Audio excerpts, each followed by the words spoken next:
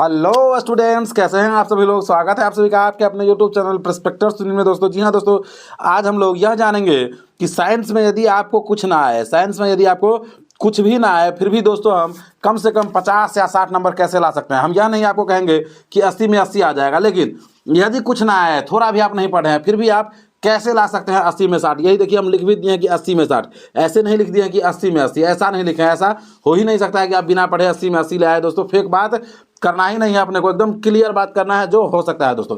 तो board exam 2024, board exam 2024 science का कुछ ना आए तो क्या करे, कुछ ना आए तो क्या करे। विज्ञान 80 में 60 कैसे लाए, 80 में 60 कैसे लाया। जो बच्चा पढ़ा लिखा है वह 80 में 80 कैसे लाए, कॉपी कैसे लिखे, कॉपी लिखने का तरीका। लेकिन जो नहीं पढ़ा है वह 80 में 60 कैसे कर सकते हैं।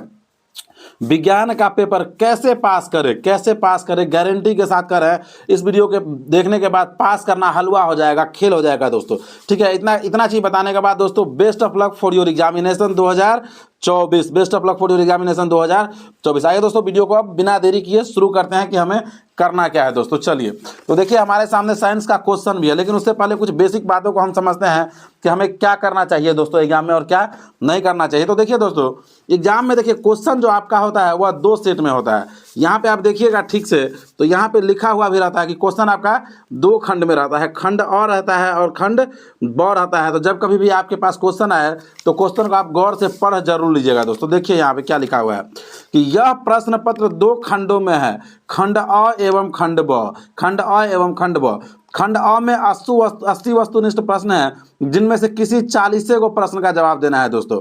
और खंड ब में जो है आपका, यहाँ पे आइए, खंड ब में 24 लघु उत्तरीय प्रश्न है। इसमें 8 प्रश्न भौतिक शास्त्र के, 8 प्रश्न रसायन शास्त्र के एवं 8 प्रश्न जीव विज्ञान के हैं। प्रत्येक विषय से 4 प्रश्नों का उत्तर देना अनिवार्य है, प्रत्येक के लिए 2 अंक निर्धारित है। इसके बाद इसी खंड में 6 दीर्घ उत्तरीय प्रश्न भी है, जिसमें से किसी 3 प्रश्नों का उत्तर देना दोस्तों अनिवार्य है। यह आपका क्वेश्चन है। ठीक है, इस तरह से आपका क्वेश्चन रहेगा। अब हम बात करने वाले ये है दोस्तों, तो देखिए आपका क्या है कि खंड अ में क्वेश्चन रहेगा, क्या खंड अ में क्वेश्चन रहेगा और खंड ब में क्वेश्चन रहेगा, खंड अ और खंड ब। तो खंड ब में आपका 80 ऑब्जेक्टिव पूछेगा, 80 में से आपको सॉल्व करना है केवल कितना, ओनली 40 दोस्तों। अब क्या करना है इसमें, सो सुनिए, 40 तो हमें सॉल्व करना है।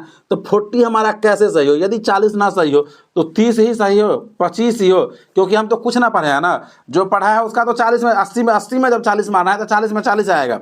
तो यह कैसे हो दोस्तों, तो आप याद कीजिए, गौर कीजिएगा कि करना क्या है। देखिए सबसे पहले आपको क्या करना है कि देखिएगा कि जहां कहीं भी ऑप्शन में रहे इनमें से सभी, क्या रहे, इनमें से सभी, जहां कभी आपको जहां कहीं भी दिखे इनमें से सभी, तो इसी में टिक मारना है। ठीक है, दूसरा, जहां कहीं भी दिखे ए और बी दोनों, तो इसी में टिक मारना है, ऑब्जेक्टिव का बता रहे हैं।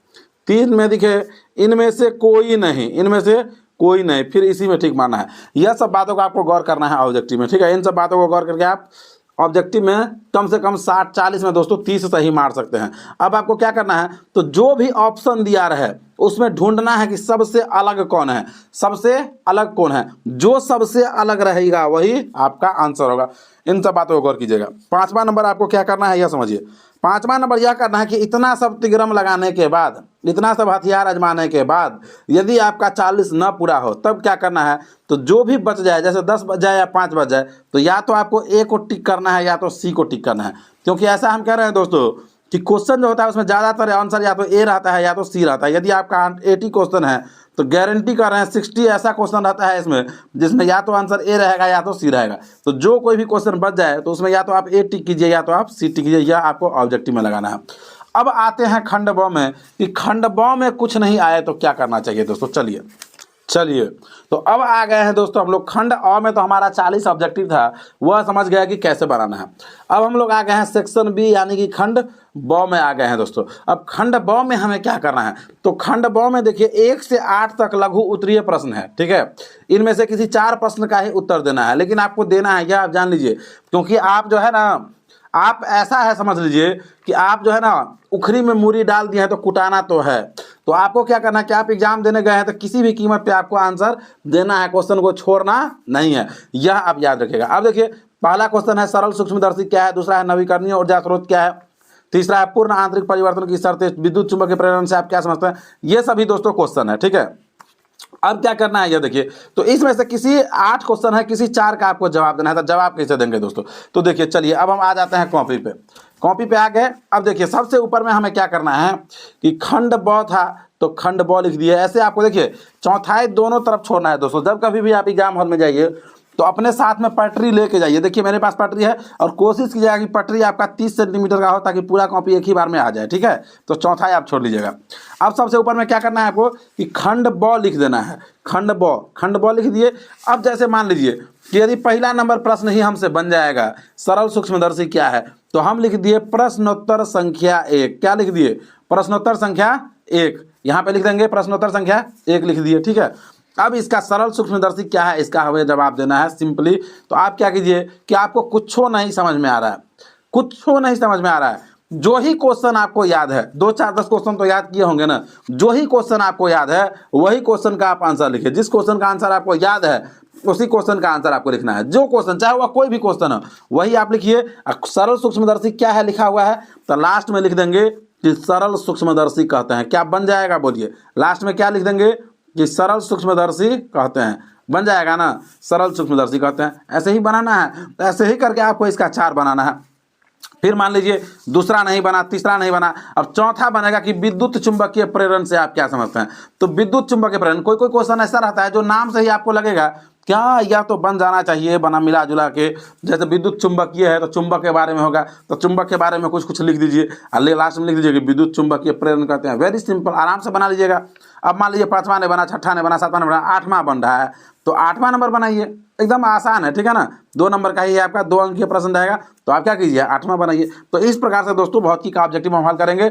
इसमें हमें कितना क्वेश्चन बनाना है, मिनिमम 4 बनाना है, ठीक है। आप भौतिकी शास्त्र का यहाँ पे वैसे तो आप 2 अंक के प्रश्न लिख दिए तो कोई जरूरी नहीं है भौतिकी शास्त्र लिखना। आप लिखना चाहते हैं तो खंड ब के नीचे हम यहाँ पे लिख सकते हैं भौतिकी शास्त्र, वैसे कोई जरूरी नहीं है। यहाँ पे हम सीरियल वाइज दे रहे हैं, वह यहाँ पे लिख भी दिए हैं 2 अंक के प्रश्न, तो उससे भी अपना समझ में आ जाएगा। तो ऐसे करके आपको सब्जेक्टिव का जवाब देना है दोस्तों, ठीक है। उसके बाद फिर से जब हम आ जाएंगे, देखिए आगे से भौतिकी हमारा हो गया।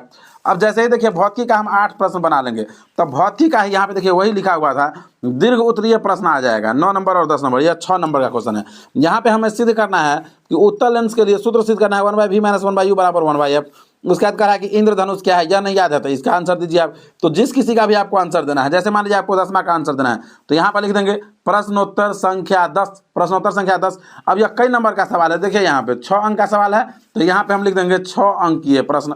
अब जैसे भी हो किसी भी हाल में आपको क्या करना है, नहीं कुछ समझ में आ रहा है तो यही सब लिखिए, यही सब लिखिए जो सब लिखा हुआ है, लेकिन लिखिए 6 नंबर का जो क्वेश्चन है आपका, तो कम से कम आप क्या कीजिए 10-15 लाइन लिखिए और 10-15 लाइन लिख के बाद लिखिए कि इंद्रधनुष कहते हैं। ऐसे करके आपको दोस्तों बनाना है, इससे आपका नंबर बढ़िया आएगा एग्जाम में दोस्तों, ठीक है। आशा करते हैं आपको वीडियो अच्छा लगा होगा। यदि दोस्तों वीडियो अच्छा लगा है तो वीडियो को लाइक कर दीजिए, चैनल को सब्सक्राइब कर दीजिए, साथ ही साथ दोस्तों वीडियो को शेयर भी कर ही दीजिएगा। मिलते हैं फिर से किसी और नेक्स्ट वीडियो में दोस्तों, तब तक के लिए जय हिंद। तब तक के लिए दोस्तों जय हिंद।